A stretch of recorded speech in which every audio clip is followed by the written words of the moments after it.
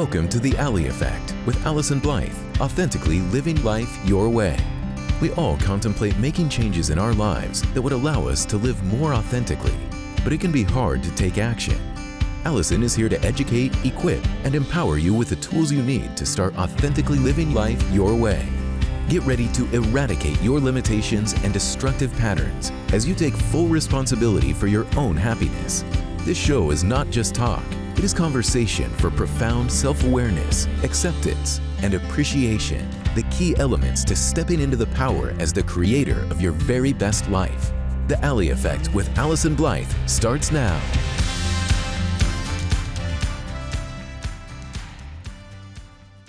Hey everyone, and welcome. You're listening to The Ally Effect, authentically living life your way with me, Allyson Blythe, certified life coach and licensed clinical social worker. You can join me the first and third Thursday of every single month right here on Transformation Talk Radio as we dig deep into this concept of authenticity with different topics that support you in authentically living life your way. Because we all know, as amazing as the concept of authenticity may seem, it's actually a lot harder, especially in today's day and age. Stay with me for the next hour as we talk about the idea of authenticity and cover different topics, offering you actual tools, tips, and resources to educate, equip, and empower you in authentically living life your way. This is where you can come to transform through practical tools and some real talk. So last time, we took the opportunity I introduced you to something that is incredibly near and dear to my heart. I introduced you to the S.O.S Toolbox, and maybe you're more familiar with the concept of save our ships, save our souls. Maybe the idea of an S.O.S Toolbox seems a little foreign to you, but I want to provide a resource. I want to provide something for you that really helps you in those moments when you feel like you might be drowning in the overwhelm of just general life and this thing of doing life in an adult capacity, right? Again, it seems like something that should be so basic for all of us. I introduced you last time to three tools, the very first three tools that are involved in the S.O.S Toolbox. The first one being self-anchoring. The second one is self-awareness, by far one of the most important tools you can ever practice to be aware of something. And then the third tool being self-compassion. I introduced you to those three, and then very briefly, we touched on the topic of self-defining. What I will encourage you to do is to be sure to take the time, go back. I'm going to redirect you to those tools and that episode so that you can get a basic understanding so that you can be equipped with all of the 10 tools. There's valuable information that's included in that episode, but be sure today and then to have your pen because we've got a lot to cover for sure. So what's on deck for today? We've got 6 more tools, and I want to offer them pretty clearly and spend some time going into all 6 so that, again, you have all of these tools. The 6 that we're going to cover today: self-honesty, self-honoring, self-permission. This is an SOS, sense of self toolbox, so all of them have self-referencing, self-respect, and finally, self-responsibility. Those are the 10 tools in the SOS toolbox. Are you intrigued? I hope so. I hope that some of them at least are piquing some of your interest. Are there any that resonate that you kind of know immediately, like, oh, that's not the sharpest tool in my box? You're not alone in that. As we go through these, hopefully I'll be able to offer you pieces of information to help you feel so much better equipped with this. Last time I left you with the story of Toby as we started to talk about Toby and self-defining. And at 27 years old, Toby woke up to find himself in the middle of a life that he didn't even want. He was keeping this amazing woman. She was by all rights an absolutely spectacular woman, and all of his family and friends at bay. But the walls seemed to be caving. They were nipping at his heels about what was next, and was he going to get married, and when were the babies coming? And at 27 years old, Toby had everything, right? From the outside, he had this life that most people would really die for. And the idea then that he was waking up every day so incredibly unhappy. And then when he realized what was happening for him is that he was just simply a carbon copy of the life that the rest of his family had created and wanted. Though it was from the outside a very spectacular life, it was not a life that Toby wanted. He had spent 27 years doing exactly what was expected of him. He followed the path that had been laid for him for generations, grandparents, uncles, father, brothers, everybody. They just kind of followed this line. And from the outside, it was a pretty ideal life with family and career and wealth and opportunity, sporting events, all these things that they were encouraged to do and they got to all do together. And so day after day, Toby would just kind of question, like, what is wrong with me? Why am I so incredibly unhappy? It was really a pleasure to work with him because it just took a very few short sessions where I introduced Toby to this next tool, the one that we touched on last time. It is the tool of self-defining, and it opened up a whole new world. Sometimes self-defining can be a painful resource, but a necessary one nonetheless, because we all know that kids are sponges, right? Kids just absorb whatever it is that they're taught, their life experiences, things that are role modeled for them. Parents, school, teachers, culture, certainly religion, they all begin to shape what a child learns about the basic concepts of life. It's not like we're ever really taught these things. We just watch and adapt to basic concepts like happiness. What does family look like? How about love? What about success? What is that measure? Each one of these institutions, family, culture, school, begin to chisel, right, a certain perspective about what life is all about and what's accepted as the right path for each person. Maybe it's very directly spoken, like it was in Toby's family, or maybe it's just more subtle messages. But each of these measures begin to define what is right and what's wrong, what's acceptable behavior and what's not. Sometimes these fit perfectly for you, very much in line with what offers you satisfaction in life, and that's fantastic. But unfortunately for Toby, he was walking around in a life that simply didn't fit. It was becoming almost like a death sentence to him because of his level of despair and angst about all of it. So as much as your family or religion or your culture may want you to be a certain way, maybe they want you to be wealthy, maybe they want you to be straight, Baptist, athletic, stay in your local town in the small circle of life. Maybe they want you to achieve certain things like going to college, making sure you have a marriage and babies. Maybe there's a lot of pressure and expectation that you'll become a doctor or get that scholarship and making sure you take over the family business. Maybe these things are in line for you, but unlike very much like Toby, maybe they're simply not. Self-defining is your ability to decide for yourself about these major concepts of life. Have you ever taken the time to really think about what makes me happy? How would I personally define success? What do I want family or my love relationships to look like? Who do I want to be in this world? Even things like fun, rest, relaxation, and play. Have you ever explored these definitions for yourself? It can empower you to really look at all of that old teaching, the training that you got, and all of the role models to see what fits for you and what doesn't. Self-defining certainly allows you to create your own working definition of these basic building blocks of life to identify, like, am I even creating the life that I want to live? This tool really allows you to simplify and take responsibility for major life concepts. Again, these topics of like love and success, happiness, all of that. Have you ever considered your own personal definitions? There comes a point in life where it's pretty critical. Some people do and some people don't. Actually taking the time to look around and say, is my life really satisfying to me? Self-defining equips you with the ability to be able to do that.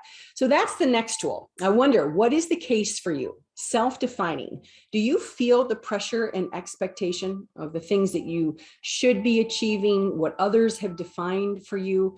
Have you ever stopped to assess what makes you happy? Oftentimes when clients will come in to see me for life coaching sessions, I will say to them, have you ever defined success? Please take pen to paper. to truly write down that definition. I'd be intrigued to hear what you have to say. What is it? How do you define these concepts in life? So that's the tool of self-defining. Let's jump really quick into the next tool, which is self-honesty. Now, this was interesting because Toby was a classic example of how the S.O.S toolbox works, because we were able to pull multiple tools to really help and support him. This was a tool that was incredibly important for Toby's work too, just basic self-honesty. After some serious soul searching and self-defining, Toby realized that he absolutely was not interested in getting married. As magnificent as this woman was and as much pressure and expectation his family had, Toby knew from the time he was very, very little that he wanted to travel the world, really just commit to going on different excursions and actually being able to write and document, blog about these adventures. But when he would sit at the dinner table, even from a very young age, and dream about these different ideas, Toby's family would laugh. They would kind of chastise him for his silly little plan. He got the message clearly that they did not approve, and it was not a path they wanted him to walk. And then at such a young age, when he met her, right, wonderful, perfect her, she quickly fell into line with what his parents expected, and a relationship that he should be formulating was such a wonderful person. And so long before 18, even his school path was determined for him. His family started to plant the solid seeds of that alma mater and reinforcing where he would be going to school to carry on even that tradition. So by the time 27 hit for Toby, his family and friends began to ask almost daily. They had paved this path for him, and they almost daily would check in with him. Or have you proposed yet? Are you going to propose? How many babies are you going to have? Life was well on its way without even his own participation. I wonder about for you, do you sometimes BS yourself? Is it hard for you to come to terms with your own personal truth? Like Toby, do you sometimes try to buy into a story or fit into something that just fundamentally doesn't work for you? Do you tell yourself a story that even you, quite frankly, down deep, don't even buy? Are you misaligned with your own personal truth? Toby was trying to live a life that they wanted him to live, not what he wanted. Perhaps you are someone who finds yourself wanting to believe something. You're having a hard time coming to terms with some hard truths and making those hard calls in life. So you try to tell yourself a story. Maybe you minimize it or think it's going to magically get better. I believe being lied to is one of the worst things that can happen. But when you come to terms with the fact that you've actually been lying to yourself, this deception erodes your own level of integrity and authenticity. So self-honesty is your chance to get real, to just be honest with yourself, potentially even eventually being honest with other people, to eliminate those BS stories and excuses you've been trying to get yourself to buy. So there we have it, self-defining. And now self-honesty. When we come back, we're going to build more on this S.O.S toolbox so that you have even more tools to practice. We're going to take a quick break, but you're listening to The Ally Effect, Authentically Living Life Your Way with me, Allyson Blythe. Stay tuned. We'll be right back.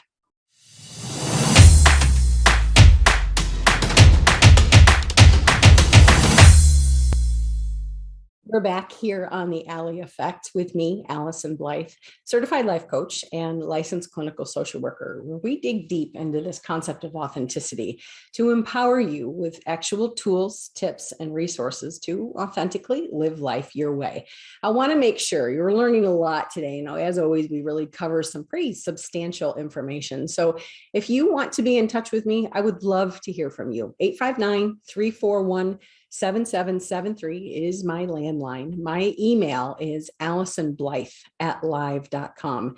And if you want to check out my website and just all of the course material that I have there, just basic info about me, please feel free to do that, AllysonBlythe.com. We have a lot to cover still. This S.O.S toolbox, this solid sense of self, which is my hope. You can move away from that energy of save our ships, save our souls, right? And you can be more solidified in the way you approach hard conversations, life, adulting, you know, whatever it may be, that you actually feel more solid and equipped in your ability to figure things out. So what are the tools we've already covered? We talked about self-anchoring, These were the last episodes: self-anchoring, self-awareness, self-compassion. We've identified now self-defining. And then finally, we address self-honesty. So I would love to hear your thoughts. Any of these tools so far that are kind of resonating for you, if we could actually see, remember I started last episode with if we could actually lay out your toolbox, what would we see? Your coping mechanisms, your survival skills. What would happen if we actually looked inside of you to see the ways that you figure things out from day to day? Are they pretty old, rusty? Are there even any tools in there? I know for me, for a long time, I didn't feel equipped to figure out life at all. I was just kind of ducking and covering through most of life, just trying to hope to skate through. Now kind of feeling more solidified with these tools, the S.O.S toolbox. I wonder, do you feel pretty handy and capable of figuring things out, that you feel like if there are things that need to be solved or decisions that feel overwhelming, maybe you don't feel very resourced in being able to do certain things. Hopefully this toolbox will continue to help you and build and strengthen that solid sense of self. All right, next up, we're going to talk about the next tool, self-honoring. So imagine the word honor, something that you specifically honor, the way that you treat it, the loyalty and the protection that you have. Anything that you honor holds a very near and dear place in your life. And hopefully you meet that with a sense of priority and value. Self-honoring is your willingness to appreciate, respect, safeguard, and hold yourself in high regard. Okay, self-honoring. If self-awareness is your starting point, self-honoring would actually be like the behavioral or the action component of this process. So self-awareness is tuning in and paying attention. Self-honoring is aligning yourself. If self-honesty is your ability to tell yourself the truth, self-honoring takes it a step further as you align your behavior with those personal truths. As you practice this toolbox, it's okay if it doesn't make sense right away. As you start to practice the tools in this box, you'll start to see how they support and build on one another. This tool is about making decisions and aligning with what's in your best interest, despite of what other people may think. It's your ability to act in your own best interest as you align with people, places, and things that support and respect you. It's your ability to maintain a high level of respect and self-esteem, that you make yourself a priority in the things that you're doing. And I love this word, I love this word, as you are unapologetic for who you are, what you need, and how you show up in the world. You're willing to stand alone, that you're willing to act and stand alone for yourself because it's what's in your best interest, maybe in spite of what the crowd is doing or what other people may be thinking about you. It's your ability to act in your own safety and well-being and to take a stand against wrongdoing and things that don't really fit or align. Another element about this tool, self-honoring, is that it allows you to tune in to what I refer to as your inner GPS, your gut, your perception, and your senses. We are far more intuitive than we might care to believe or even know. Your GPS, your internal gut perception and senses, will actually guide and direct you the more you learn to tune into it and act upon it. And finally, self-honoring is just simply your ability to advocate for yourself. I want to share this example with you. I had a client who entered back into the dating scene, that after years of being single, she decided that she was ready. And there was a man that she met that she really, really liked. They had a lot of chemistry. They had a ton of fun together, very like-minded, lived close to one another. All of the boxes seemed to be checked. She really, really liked this guy. And yet there was a serious issue that she was having a very hard time facing. We applied this tool, and you'll start to see where these tools can actually work in conjunction. First, she was introduced to the tool of self-honesty. She got real about this guy. She was trying to sell herself some BS, and she was trying to minimize a truth that she was having a hard time facing. The truth is that he simply drank too much. It was very common for him to have at least one, if not two drinks before they even went out. And oftentimes when they were out, he would drink multiple drinks to the point where she felt pretty uncomfortable and sometimes even unsafe. And so she had a challenging time just admitting that personal truth. She was uncomfortable with the extent to which he was drinking. Then we introduced this tool of self-honoring, and she was able to work with those in conjunction. And what she realized is that she was compromising herself, that her level of safety, she was allowing to put to the back burner, because at each time that would happen, she would actually get in the car with him. And she felt incredibly unsafe, but she was trying to minimize it and not make it that big of a deal. But she was not self-honoring. She was actually self-betraying.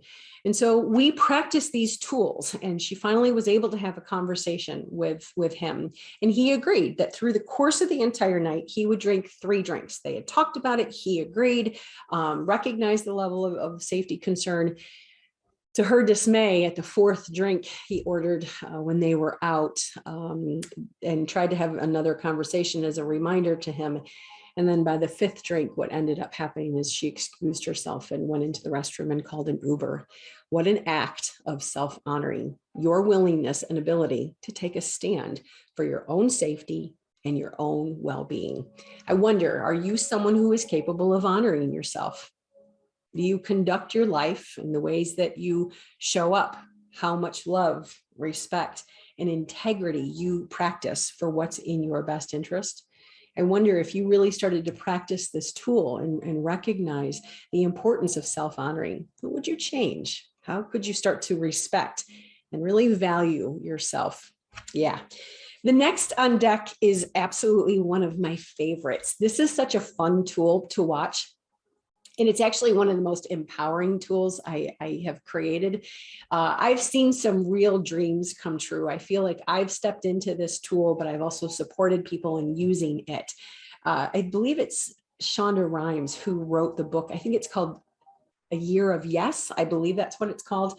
But she talks about this tool. She doesn't name it that, but she committed to an entire year of saying yes to things. That's a really cool read, and it can give you some strong examples of this next tool, which I refer to as self-permission. Because fear, worry, insecurity, doubt, they can all create some serious obstacles in life. It can be very easy to let your comfort zone take over and for your circle to get very, very small in life. I wonder, are you someone who gets stuck in that comfort zone? I know I've had long seasons of doing that. Like, I could never do that, imposter syndrome type stuff. Have you had a tendency to play small and not draw any attention to yourself and not rock the boat so that you just don't have to face trying something or not being good at something? Are you someone who's afraid to look silly or make a mistake? So you found yourself kind of sitting on the sidelines of life and never stepping into the game. Are you someone who's driven by fear, the fear of what other people may think, how they think about you or what you're doing? Maybe you worry too much about your image or the opinions of other people, so you spend more of your time seeking their approval and acknowledgement. Maybe you end up kind of pinching yourself off and you fall prey to the things that you should be doing. We could kind of see this with Toby too, right? This idea that this self-permission for him to step into the life he wanted rather than the life of what other people thought he should be doing. Maybe you've led a life that you've learned to keep very safe and comfortable so that you don't have to face that level of discomfort of doing something differently or out of your routine and what's expected. Self-permission is granting yourself a big fat yes. You're writing your own permission ticket. I think Brene Brown talks a little bit about that. It's eliminating your tendency to try to perfect and please and perform. Those are what I refer to as the dishonoring P's, and we'll have that in some future episodes. It's eliminating those patterns so that you can stand with your own approval and acceptance, not looking for those things from the outside, but granting yourself permission. It's your ability to be in charge of what you want, to take care of your own needs and your own desires.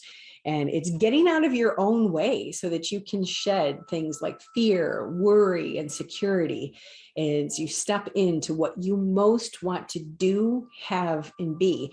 Remember, in that first year, that January episode, I talked about kind of creating this vision in life about what you most want to do, have, and be. Yeah. So are you someone who is able to fully show up as yourself? Do you know how to grant yourself permission for what you want, who you want to be, the things you want to try?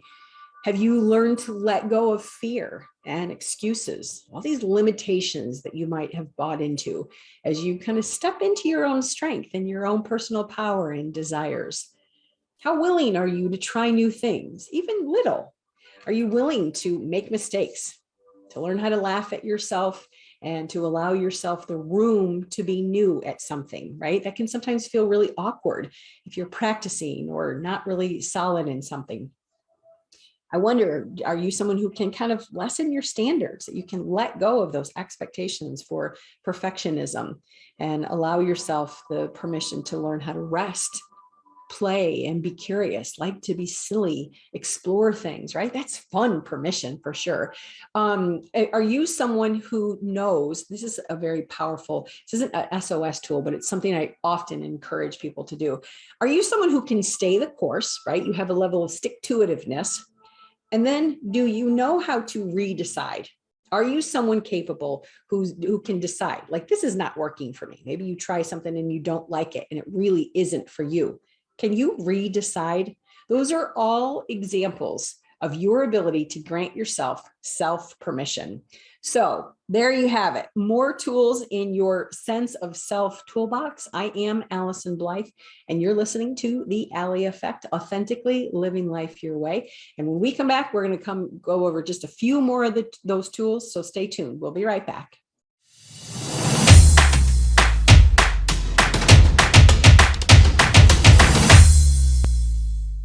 We're back here on The Ally Effect with me, Allyson Blythe, certified life coach and licensed clinical social worker. Today, we are talking about authentically living life your way. In this SOS toolbox that I have designed, your ability to develop a solid sense of self that is more capable and functional in basic life skills, just simply getting through the day, making hard choices, knowing how to manage your emotions, dealing with conflict and that risky feeling of vulnerability, and just, dealing with life in general. This SOS toolbox, such a fundamental thing to be equipped with. So we're going to continue to cover even more of these tools. So far, we have addressed 6 that I'm hoping you're starting to kind of recognize, like starting to see the power of some of these tools. And I'm wondering, as I've introduced them, are you getting kind of the principle of them and how they could be beneficial for you in different situations? So far, we've addressed 6. We have talked about self-anchoring, self-awareness, self-compassion, self-defining, self-honesty, self-honoring, and then that last one that we just covered was self-permission. There is a lot of information jam-packed in each of these resources. Each tool has its own dynamic purpose and functionality, and some of them may come very naturally for you. You might notice yourself just very naturally inclined to some of them, and there might be others that you're going, I don't even get it. I don't even know how or where I would use some of those.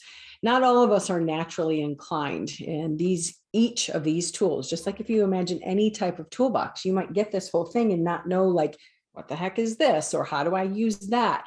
My hope is that as we spend more time together, and even the next episode that we have planned, you'll get some more pieces of information to help familiarize yourself with these tools, to see the value in each one of them, and starting to decide which tool might be right in helping you deal with different situations in life.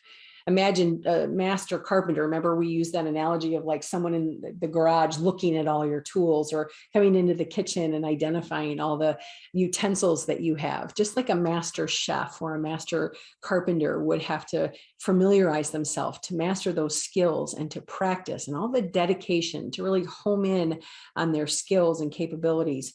It's totally fine if all of this takes practice for you too. I developed them and I'm still practicing so that I can be more steadfast in my approach of feeling more equipped in dealing with life. So what's up next? We are going to talk about self-referencing, which I love this. I love all the tools, but yeah. I wonder for you, are you someone who has a tendency to seek the input, the assurance and validation from other people? Do you look on the outside for yourself, outside of yourself for approval and acceptance, answers? Are you riddled with doubt and have a hard time really trusting yourself and become really overwhelmed with choices or seem to even be like paralyzed in the face of making decisions?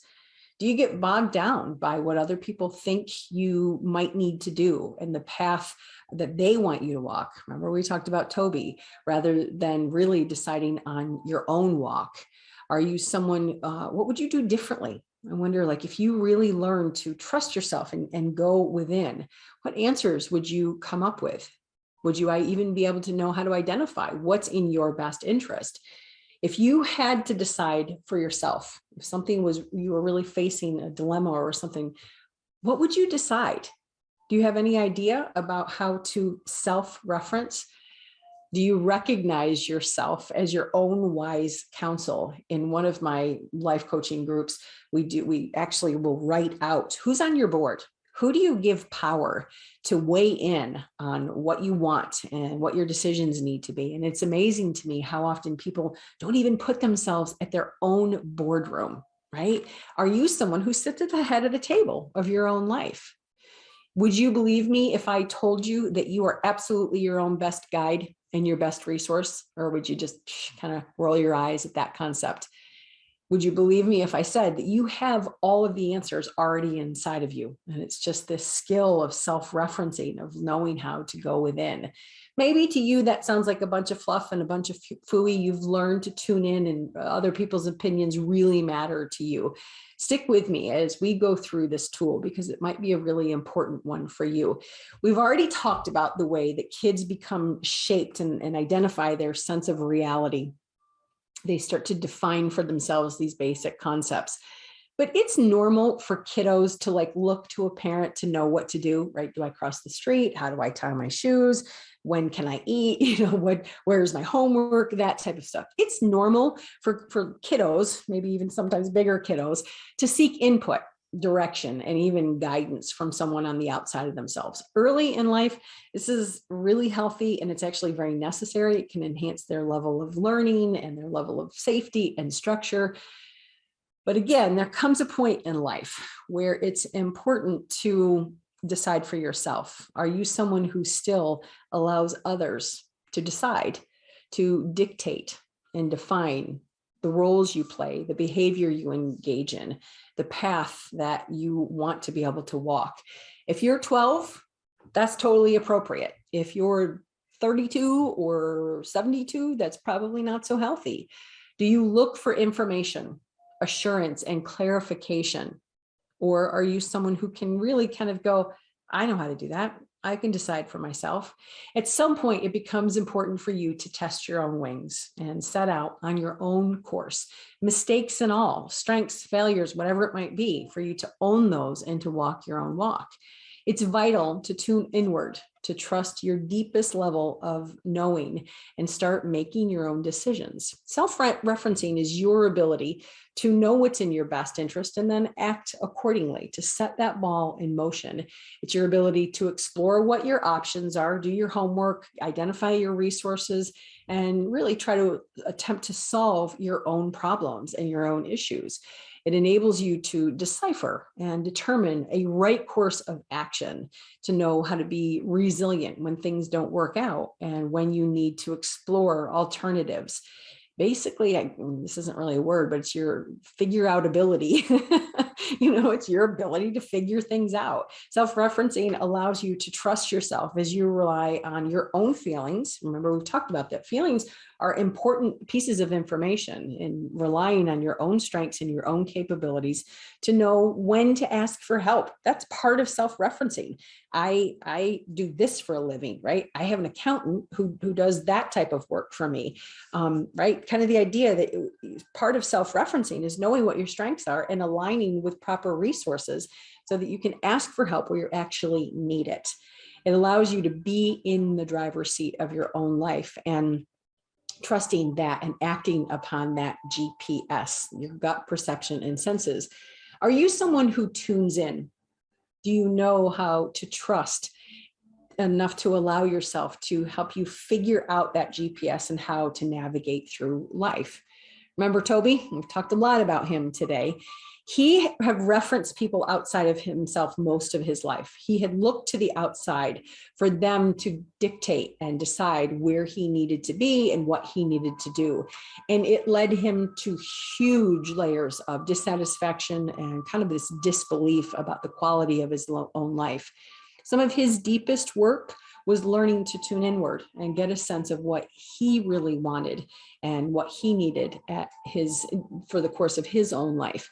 It was a tool he didn't even know until the age of 27. So there's that tool, self-referencing, your ability to recognize what's in your best interest. We're almost there. We're going to advance on to tool number 9, which is self-respect. Whether you realize it or not, everything is energy, absolutely everything. We're energy, the things that we touch, the air that we breathe, everything is energy. And people can read your energy, especially on a subconscious level. We've all had that experience, right? Like we walk in somewhere and we like immediately don't like someone, or we try so hard and like someone still don't get the task, or that we don't make the team. Like the idea of energy and how it influences people's feeling about us. Have you ever stopped to think about what the message is that you're sending? The energy you put off, even if you think you mask it very well. Energy is magnetic and people can sense it without you even saying a word. Are you someone who tries too hard? I have in my book, Misunderstood, I wrote about the diagnosis of what I refer to as TTH, people who simply try too hard. We've all met those people, right? Or on the opposite side, are you kind of distant, shut off, and aloof? You have a hard edge about you in life. People will behave the way you allow them to behave. They get a message about your energy and what's okay with you and what isn't. You set your own standards and expectations with what you permit, the things that you entertain, and how you allow other people to speak to you and treat you. And quite frankly, how you speak and treat yourself. Further, it has everything to do with what you allow in life. And all of this sends such clear messages about the energy and what's acceptable with you. What is your tolerance for respect versus disrespect? You can't command respect from people when you allow your bar to be so low. Misunderstood is a book about rewriting the rules of dignity and self-respect. Might be a valuable starting point for you if you really have some issues with recognizing your level of self-respect. So just to summarize, self-respect is your ability to conduct yourself in a way that sets the bar for decency and respect that you actually deserve. It's your willingness to speak and act in a way that shows your honor and worth, the value that you hold for yourself, as you align yourself with your core values, your own personal morals and ethics, as you develop a personal standard of what feels comfortable and acceptable to you. It allows you to honor your mind, your body, and certainly your spirit with how you behave and the things that you will tolerate and be okay with. It allows you to protect and honor yourself as you speak up and put some boundaries around unacceptable behavior. And it's also your willingness to take a stand against things that are misaligned and dishonoring to you. Are you someone whose words and actions are aligned with your core values? Are you someone who really represents a level of respect and integrity as you conduct yourself around other people? What might be the energy? Are you someone who TTH, you just simply try too hard with people? Sends a level of respect of what you'll tolerate. So there you have it. 2 more tools. Self-respect is what we just covered, and then self-referencing. Before we take a break, please know you can contact me in any way. Social media is a great way to follow and get little tidbits. Allyson Blythe Life Coach is the way you can find me there. If you want to send me an email, AllysonBlythe@live.com. Stay tuned. You are listening to The Ally Effect, Authentically Living Life Your Way, with me, Allyson Blythe. We're going to recap when we come back from this break.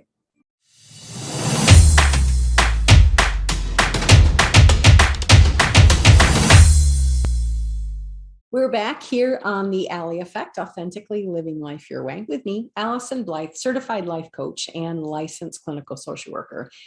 We've been talking the past 2 episodes, today and the one previously, about this S.O.S toolbox. 10 dynamic tools meant to better equip you with this thing called life, helping you feel capable and competent in just dealing with stressors or conflict or vulnerabilities. By now, I'm sure you've recognized at least one of these in yourself, kind of realizing like, oh, this is a big strength that I have, or oh, this is a tool I need to practice a little bit more.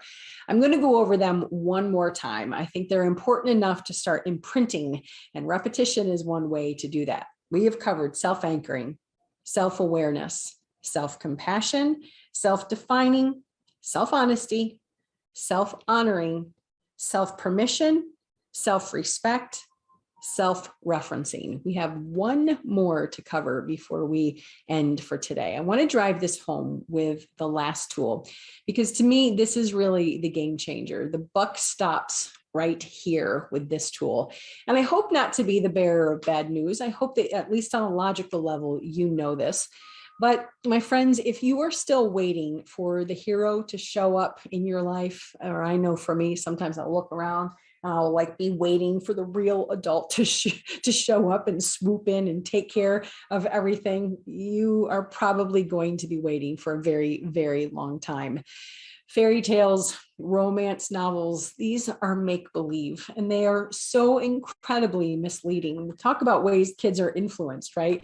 These stories put kids behind the 8 ball long before they even get out of the gate, because they weave these fantasies and illusions about what to really expect in life. Each of these are such idealized and romanticized versions of relying on other people to fix and rescue you. Well, fortunately or unfortunately, you are the real adult and the ultimate hero in your own story.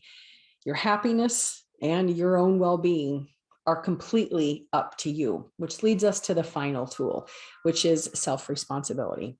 I looked up the definition. I haven't done this in a little while, but I looked up the definition from dictionary.com of responsibility, and it reads, the opportunity or ability to act independently and make decisions without authorization, right? Like, don't we wait? Don't we want to get to 18 to like get to, I don't ask anybody for permission, right? Yeah, but then we spend a lot of our adulthood looking for the authority.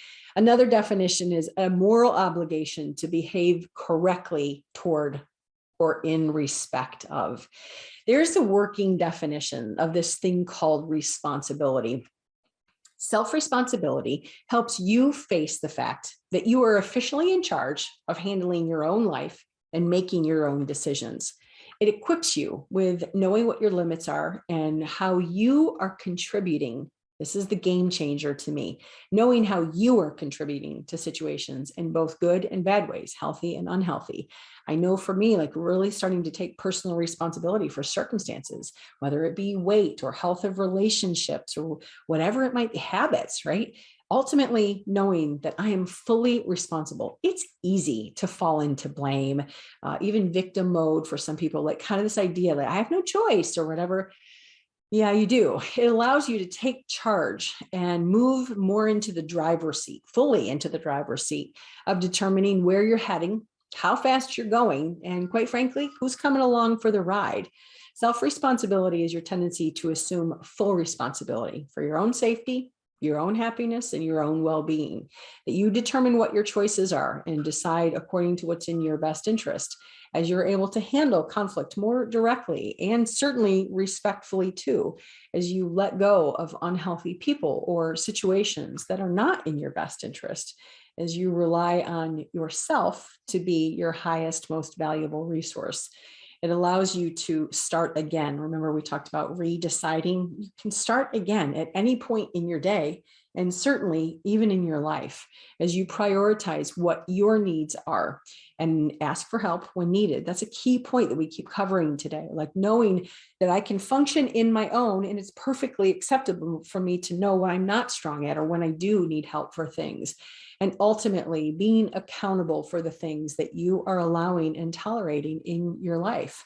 Have you ever stopped to think about circumstances where you can begin to take more responsibility? If there's something you don't like, something that you feel overwhelmed by or you feel kind of victim to, have you taken a different approach to really take charge of your happiness and your own satisfaction? Starting today, what are some things you can take responsibility for? It's a powerful, powerful tool that puts you fully in charge of things. So, my friends, we have covered all 10 tools, this SOS Toolbox, 10 tools specifically designed to help educate, empower, and equip you in life so that you feel capable. If you're committed to a path of authenticity, which I would imagine if you're tuning into the show, you are, can you recognize this toolbox? Can you recognize the value in actually having a resource that when things start to really hit the fan for you, that you start to wait a minute, I have a guide, I have a resource. It is fascinating to watch my clients learn about these tools and feel more capable of how to deal with these adulting parts of life, to actually feel well resourced and equipped to figure things out on their own. We have covered a lot of material. And if you feel even just a little bit curious about things, maybe you're totally overwhelmed and even a little uncertain about where to start, what to do next, or how to apply any of these tools, I'll encourage you to get your hands on Misunderstood, Rewriting the Rules of Dignity and Self-Respect. Each of those tools is identified more clearly in the book so that you have some practice work. I will also encourage you to stay tuned to our next episode that's coming in a couple weeks, as we welcome two special guests, two guests who have actually worked this material. They've read the book, they've taken the classes, they've studied, learned, and practiced these SOS Toolbox. It's one thing to hear my input, but I'm a little biased, right? It's another thing to hear their perspective. My hope is that everything that you're learning, reading, maybe taking the course that's available online, that all of this experience and wisdom will help you understand and utilize these tools on a much deeper level. So tune in and join us next time for more help with these practical tools. This will be a 3-step process that you'll have lots of material and information to work with this SOS Toolbox. We don't have to have all the answers. No one just kind of hits adulthood and just knows every single thing, right? But having a resource, knowing that you've got some level of equipment to help you figure things out, is really a game changer.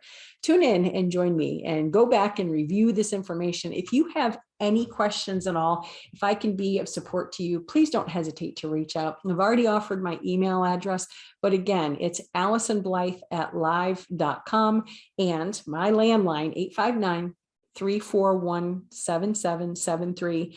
You are listening to The Ally Effect, Authentically Living Life Your Way. With me, I'm Allyson Blythe, certified life coach and licensed clinical social worker. It is absolutely my privilege and my honor that you take the time to actually join me and learn about this material. It's important to me to educate, equip, and empower the people that I work with. And this is just another capacity that I get to be able to share these tools. Thank you for joining me. And as you can join me the first and third Thursday of every single month on Transformation Talk Radio, 1 o'clock Central Time and 4 o'clock Eastern Standard. Next time on The Ally Effect, we're going to continue this talk about authenticity and add to this SOS Toolbox. Have a great week, and I'll talk with you next time. Thanks for tuning in to The Ally Effect with Allyson Blythe. The moment you decide to take control of your own well-being, you start the journey of authenticity. Tune in next time for more empowering conversations and practical tools to help you shed your fear, worry, comparison, and less than beliefs. Stick with us as you step into the driver's seat and head off onto the road of success and happiness. Your best life awaits.